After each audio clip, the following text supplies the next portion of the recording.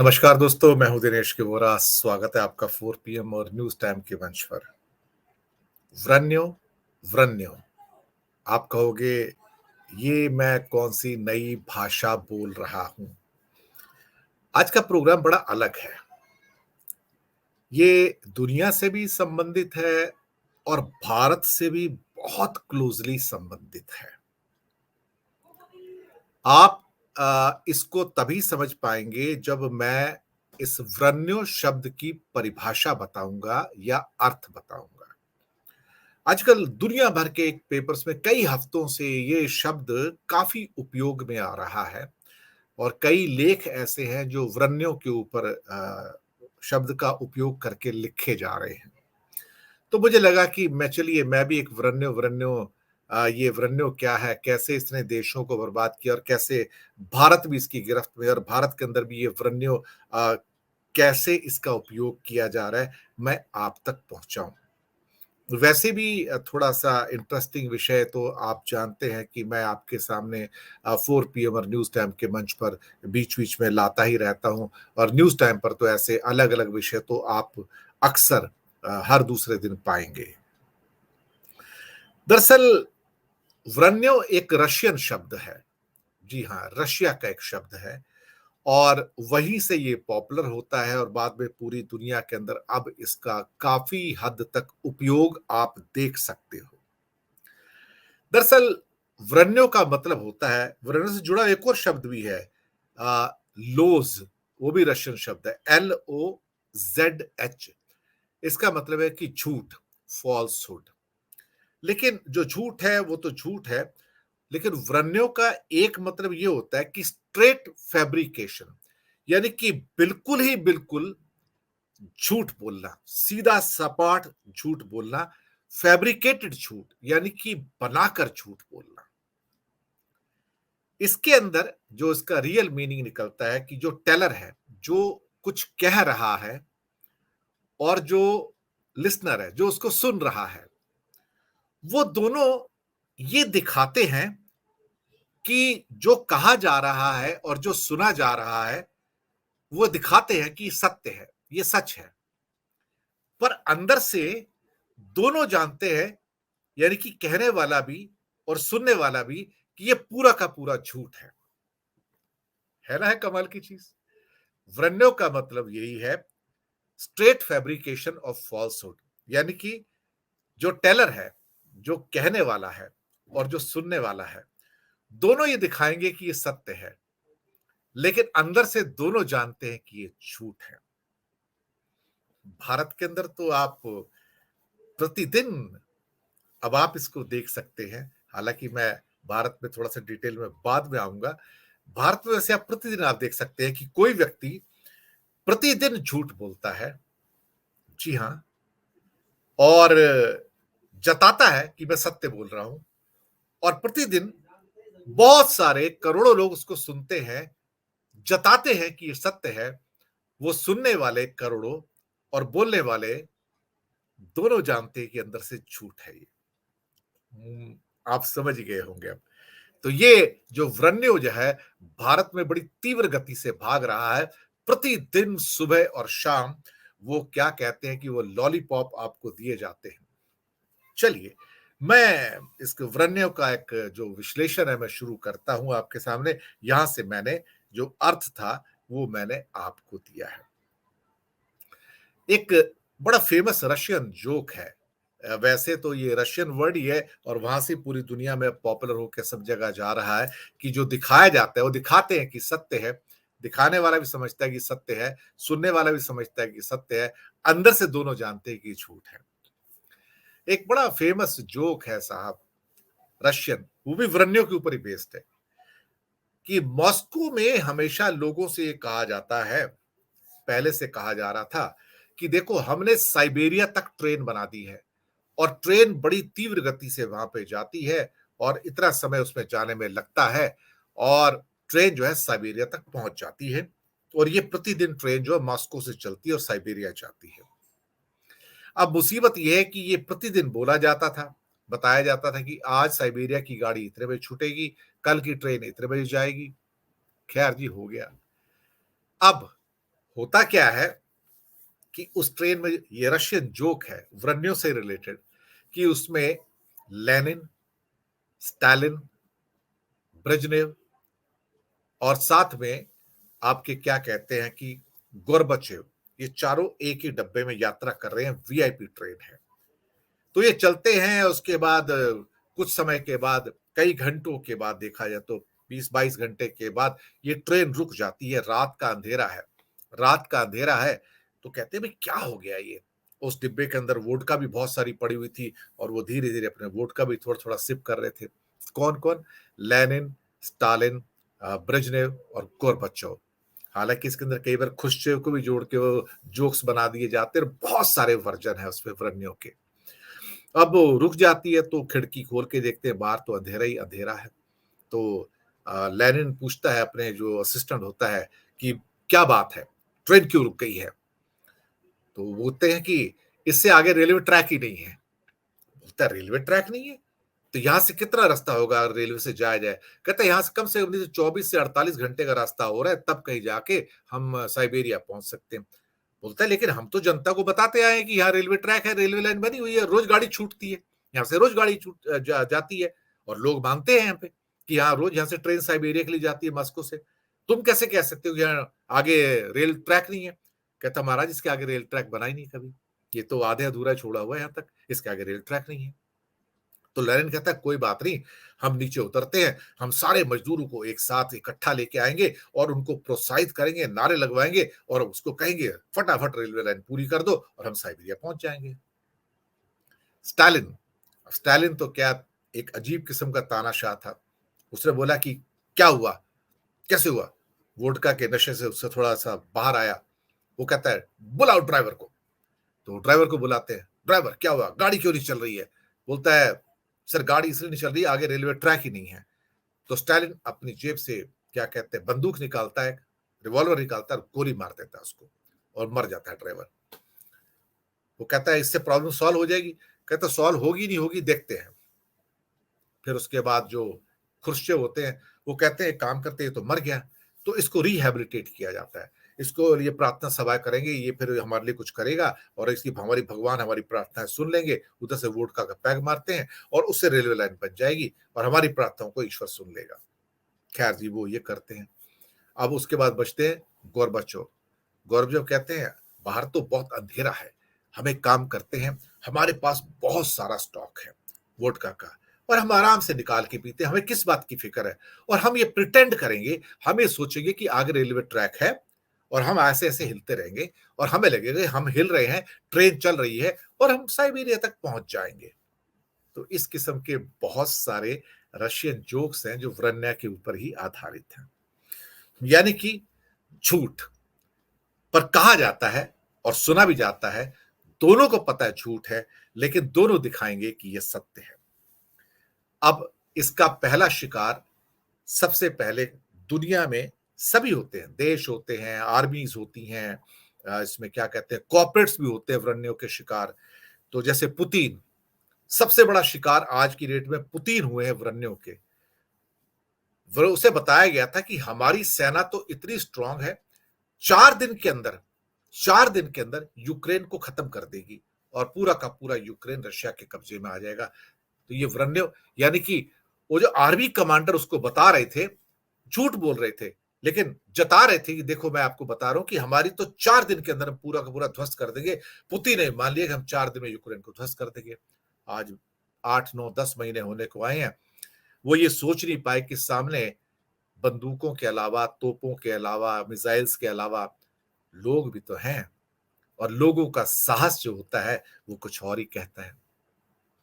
तो ये सबसे बड़ा जो दुनिया का ब्लंडर इस समय देखने को मिल रहा है व्रन्यों का, वो है पुतिन, व्लादिमीर पुतिन, जिसे कहा गया था कि 4 दिन में जीतेंगे और आज 8 9 महीने के बाद भी रशिया हार के कगार पर खड़ा है। मिलिटरली देखा जाए तो ये व्रन्यों का सबसे बड़ा एग्जाम्पल। ऐसा ही हिटलर के साथ हुआ। हिटलर ने कहा कि जो मेरे जनरल थे उनके पास तो ग्राउंड रिपोर्ट रहती है, क्या होता है? तो उनको ग्राउंड रिपोर्ट्स के जनरल्स ने कहा कि ऐसा ऐसा है, हमारी हालत बहुत खराब है, हमारे पास ये नहीं है वो नहीं है। बोलता है मुझे ऐसे जनरल नहीं चाहिए, इनको हटा दो यहां से, नहीं तो मौत के घाट उतार दो। और जो नीचे वाले जो जूनियर कमांडर थे उनको बुलाया। अब ये वही लोग थे जो झूठ बोलते भी थे और सत्य कह के बोलते थे और सामने वाला समझता था। तो होता है हिटलर साहब कि जनरल साहब हमारे पास तो 80-90 बटालियन है। उन्हें भी पता था कि बटालियन मुश्किल से 10-12 है, 80-90 नहीं है। इन्होंने कही और हिटलर ने मानी। कहता है उनको पोस्ट कर दो, लगा दो, डिप्लॉय कर दो। कहता है ऑलरेडी कर चुके हैं, 50 बटालियन तो लग चुकी हैं और 40 के ऑर्डर दे दिए गए हैं, वो पहुंचने वाली होंगी, आप फिक्र मत कीजिए, जीत हमारी होगी। ये व्रन्यो हिटलर के ऊपर भी लागू हुआ और हिटलर की बुरी तरह से हार हुई, आप जानते ही हो। कॉर्पोरेट्स, कंपनियां, उनके बहुत सारे उन्होंने मैनेजर ऐसे होते हैं जो उनको आके रॉन्ग पिक्चर देते हैं। हमारे कंपटीशन कुछ नहीं है, बिल्कुल बेकार है, हम तो उसको नेस्तनाबूद करके आगे निकल जाएंगे और ये हमारे जो प्रोजेक्ट है बिल्कुल ठीक ठाक है। जमीन पे तो कभी जाते नहीं है, पर यही हुआ और अल्टीमेटली आप सोचेंगे तो यही होता है बात के अंदर। अब एक बहुत फेमस किताब है दुनिया की जो सब जगह पढ़ाई जाती है, मैनेजमेंट स्कूल हो या मिलिट्री स्कूल हो या दुनिया की जो मिलिट्री होती हैं, वो है द आर्ट ऑफ वॉर। सन त्जू की बुक है, चाइनीज बुक है ये। सन त्जू बहुत बड़े राइटर थे, फिलोसोफर थे, थिंकर थे। तो उनकी जो किताब है द आर्ट ऑफ वॉर, वो पूरी दुनिया में सबसे ज्यादा पढ़ी जाने वाली ऑलमोस्ट किताब है और पढ़ाई जाने वाली भी। वो हमेशा कहते थे, उनके एक शब्द होते थे कि all wars are based, all warfare is based on deception. यानी कि जितनी भी वॉरफेयर होती हैं सब धोखे के ऊपर आधारित होती हैं। All warfares are based on deception, not self deception, ना कि खुद को धोखा देके। अब जो वर्नियो होता है ये खुद को धोखा देने वाली बात होती है। अब आपको भारत के संदर्भ में और भारत की सरकार के संदर्भ में कुछ आपको शानदार एग्जांपल देता हूं कि कैसे वर्नियो यहां पर लागू किया जाता है और वो भी शान से। और यहां पे दो चार व्यक्ति प्रतिदिन ऐसे स्टेटमेंट देते हैं और सामने से करोड़ों लोग मानते हैं हाँ बिल्कुल ऐसा ही हो रहा है, आप बिल्कुल सही कह रहे हो जो आप कह रहे हो।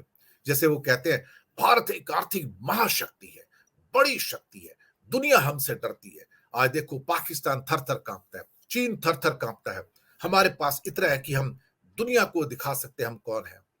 लेकिन पता लग रहा है अपने 100 करोड़ लोगों के पास खाने को रोटी नहीं है, बेचारे भूखे हैं। वर्नियों का सबसे बड़ा एग्जाम्पल।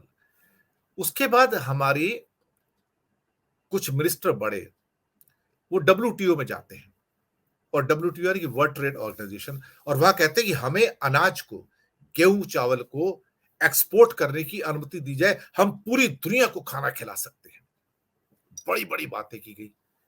तो बाद में पता लगा कि उन्होंने कहा ठीक है आप थोड़ा बहुत यहाँ पे यूक्रेन से गेहूं की प्रॉब्लम आई है तो आप गेहूं भेजो।